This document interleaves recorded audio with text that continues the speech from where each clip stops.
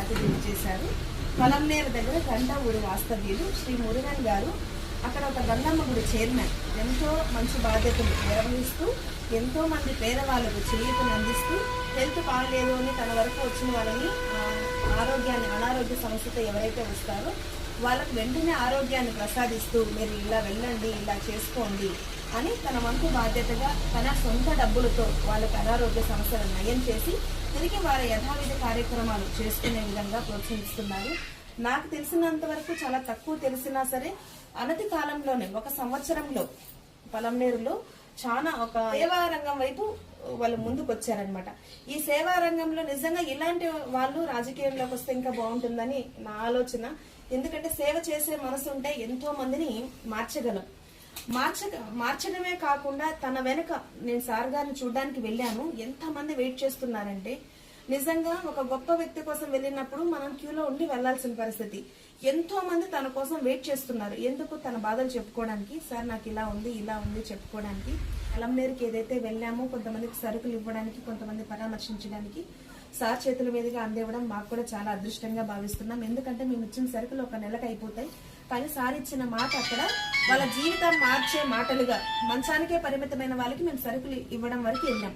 ఆయన మాట్లాడారు, అమ్మ నేను అంబులెన్స్ రెడీ చేస్తాను, నేనే అన్ని చూసుకుంటాను, మీ తిండి ఖర్చులు కానించి ఆ రోజుకి ఏమైతుందో అంతా నేనే రెడీ చేసి పంపిస్తాను, మీరు వెళ్ళి ఫస్ట్ బెంగళూరులో చూపించుకోరండి, ఆయనకు కాళ్ళు తిరిగి వస్తాయేమో ఒక అవకాశం చూద్దాం అని చెప్పేసి మీరు ఒక రోజు రెడీ అయ్యి నాకు ఫోన్ చేయండి అని చెప్పేసి చెప్పడం నిజంగా గొప్పగా అనిపించింది. ఏదో ఒక రోజు చూసామా వెళ్ళిపోయామా అని కాకుండా వాళ్ళ సస్టైనబిలిటీ గురించి ఆలోచిస్తున్నారు. ఇంకొకరికి కాళ్ళు లేవు. ఒకతను వాళ్ళ భార్య కూడా కాళ్ళు యాక్సిడెంట్ అయ్యి కాలు తీసేస్తే వాళ్ళ భార్య కూడా నాకు వద్దు, ఇంకా నువ్వు సాకలేవు అని చెప్పేసి వదిలేసి వెళ్ళిపోయింది. వాళ్ళ చెల్లి పిల్లలు ఎవరో వచ్చి నిజంగా హార్ట్ టచింగ్, మీరందరూ చూస్తే అక్కడే ఏడ్ చేస్తారు. వాళ్ళ భార్య వెళ్ళిపోయింది, వాళ్ళ చెల్లి పిల్లలు ఎవరో వచ్చి వాళ్ళకి ఏదో ఇంత అన్నం పెడుతున్నారు. అక్కడ చూస్తే ఏమీ లేవు. అలాంటి వాళ్ళకి మేము సరుకులు ఇవ్వడానికి వెళ్ళాం. అతనికి ఏదైనా షాప్ పెట్టిస్తానని చెప్పేసి సార్ మాట ఇచ్చారు. మేము ఒక రోజు గడవడం కోసం మనం ఆలోచిస్తుంటే లైఫ్ అంతా ఎలా వాళ్ళు బతకాలి అని చెప్పేసి ఎంతో గొప్పగా ఉదార స్వభావంతో తను ఆలోచించడం నిజంగా నా మనసుకు సంతోషం అనిపించింది. అవన్నీ గమనిస్తూ నేను సార్కి ఇన్వైట్ చేయడం జరిగింది. సార్ మీలాంటి వాళ్ళు మా ఆనంద నిలయానికి రావాలి, మీలాంటి వాళ్ళు మన ఆశ్రమవాసులు అందరూ కూడా చూడాలి, మన బ్లెస్సింగ్స్ అంతా కూడా ఇంకా ఆ దేవదేవుడు ఇలాంటి మంచి కార్యక్రమాలు చేయడానికి శక్తియుక్తులు మన ఆశీర్వాదాల ద్వారా మన పెద్దలందరూ ఆశీర్వచనాలు వీళ్ళకి అందించాలి, ఇంత మంచి మనుషులు మన సంస్థలో కూడా అడుగు పెట్టాలి అనే ఒక ముఖ్య ఉద్దేశంతో నేను పిలిచి ఇన్వైట్ చేయడం జరిగింది. చెప్పిన ఒక 4-5 రోజులకి నిజంగా సార్ రావడం నిజంగా నాకు చాలా సంతోషంగా ఉంది. మనందరి ధాత్రి ఆనంద నిలయం ద్వారా మీరందరూ కూడా ఒకసారి మీ దగ్గర ఉన్న పువ్వులతో సార్ని ఆశీర్వదించి ఇలాంటి కార్యక్రమాలు ఎన్నో గొప్పలు చేయాలని మనస్ఫూర్తిగా ఆశీర్వదించండి. లేసి ఒకసారి. అందరికీ నమస్కారం. మా అవ్వ, మా తల్లి, మా తండ్రితో సమానం ఉండారు.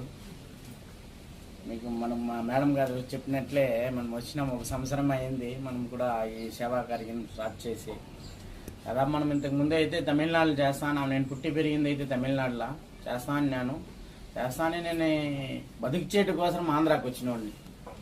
ఆంధ్రాకి వచ్చి దాదాపు 28 సంవత్సరాలు అయింది. పలంనేరుకి వచ్చి 28 సంవత్సరాలు బయట చేస్తాను నేను. సరే మన బతుకుచేటు కోసం వచ్చి ఒక పేద కుటుంబం నుంచి వచ్చినోడు బయట. నేను పేద కుటుంబం నుంచి అంటే ఒక పూటకి అన్నం తినాలంటే మా అమ్మ సంపార్శన వచ్చి మనకి పెడితేనే మేము తినగలుగుతాం. ఆ స్థాయి నుంచి నేను వచ్చినాను.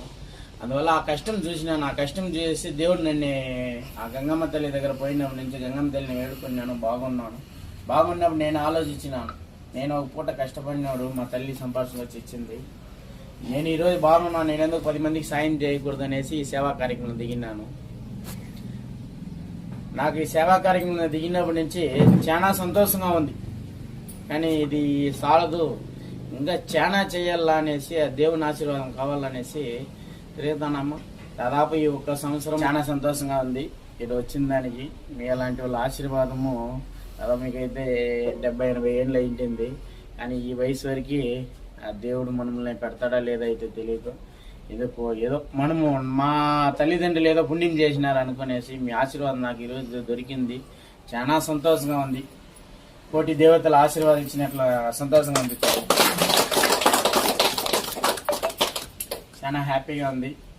మేడం గారు చెప్పినారు, వాళ్ళు దేవుడితో సమానం. అంటే ఇది ఈ కార్యక్రమం చేసుకొని మనకి ఇదంతా సేవలు చేసుకొని మనకి ఉన్నారంటే దేవునితో సమానం వాళ్ళైతే. ఈ కాలంలో అన్న కొడుకు కూతుర్లే పోతే పోనీ, అంటే మన తరపున ఏదైనా 1 రూపాయి ఆదాయం వస్తేనే కొడుకు కానీ కూతురు కానీ చూసే కాలంలో ఇలాంటి మిమ్మల్ని అంతా ఒక తల్లిగా ఒక అవ్వగా భావించుకొని ఎక్కువ మిమ్మల్ని తల్లి అవ్వగా భావించుకొని మిమ్మల్ని చూసుకుంటున్నారు. అంటే మీరు కూతురు స్థానంలో ఆ బాధ లేకుండా మీకు, అంటే నాకు బిడ్డలే లేదు, తల్లి కొడుకు లేదు, కూతురు లేదు, మేము కన్నామని మీ ఆ బాధ లేకుండా మేడం గారు మీరు తీసుకొని మీకు అడ్డంగా నిలబడతారంటే నిజంగా వాళ్ళకి ఎంత చెప్తేనే చాలదు. మాకు చాలా సంతోషంగా ఉంది. ఇంకా మేడం గారికి కూడా మేము ఫుల్ సపోర్ట్ చేసి వాళ్ళకి ఏం కావాలనో ఖచ్చితంగా నా తరపున అయ్యే సపోర్ట్ కూడా నేను చేస్తాను. ఏమంటే మీ తల్లితో సమానం. ఇలాంటి దానికి మనం అండగా ఉంటే ఆ దేవుళ్ళు మనకి సపోర్ట్గా ఉంటారనేసి, మనకేం దేవుళ్ళు ఏం మనం కోట్లు ఇమ్మని అడగమని అడగము. చెయ్యి కాలు గట్టిగా పెడితే సంపాదించే సోమత మనకి ఉంది, సంపాదిస్తాం. సంపాదించి మీ అలాంటి వాళ్ళకి 10 మందికి అన్నం పెడితే మాకు చాలా సంతోషము. నిజంగా మేడం గారు మీ మళ్ళా చెప్పేదని కాలేదు, దేవుళ్ళ కంటే ఎక్కువ. కాలం చూస్తా ఉన్నాం, చాలా ఊర్లు పోతున్నాం, చాలా దేశం అన్ని దేశాలు పోయేసి వస్తున్నాం, జరిగేసి చూస్తా ఉన్నాం. పక్కలనే మాకప్పుడు మన కంటి ముందరే జరుగుతా ఉంది. కానీ మీకు ఇటువంటి చోటు లేకుండా మేడం గారు కూతురు స్థానంలో ఉన్నారు. నిజంగా మీకు కూడా నేను కొడుకుగా సపోర్ట్గా మేడంతో ఉంటామని